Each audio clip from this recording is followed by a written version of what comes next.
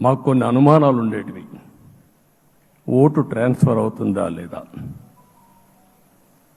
Vote transfer కాకపోతే ఎక్కడన్నా సీట్లు నష్టపోతామని. అందుకే మీరు ఒకసారి చూస్తే ఎన్నికలు మొత్తం సెట్ అయింది, నామినేషన్స్ వేసాం, ముందుకెళ్ళాం.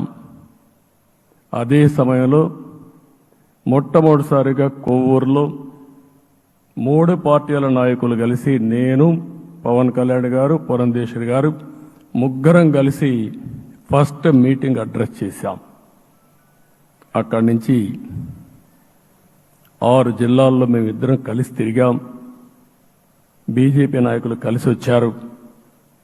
ఆ తర్వాత మొట్టమొదటిసారిగా అమిత్ షా గారు ఏదైతే అనంతపూర్లో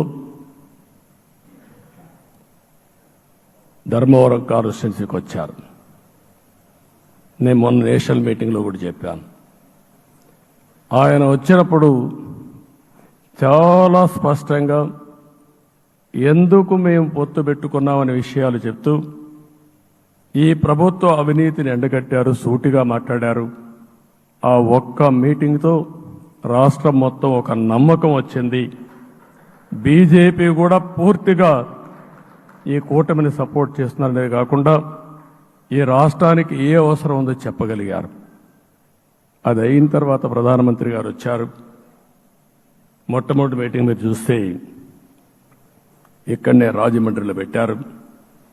రాజమండ్రిలో స్పష్టత ఇచ్చారు, దేని అనకాపల్లిలో స్పష్టత ఇచ్చారు. తర్వాత రాజంపేటలో మాట్లాడుతూ చాలా క్లియర్గా చెప్పారు.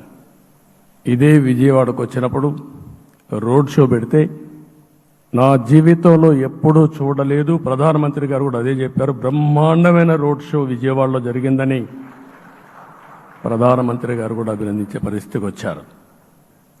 ఇవన్నీ కలయికే మన విజయం. ఈ విషయం మనం గుర్తుపెట్టుకోవాల్సిన అవసరం ఉంది.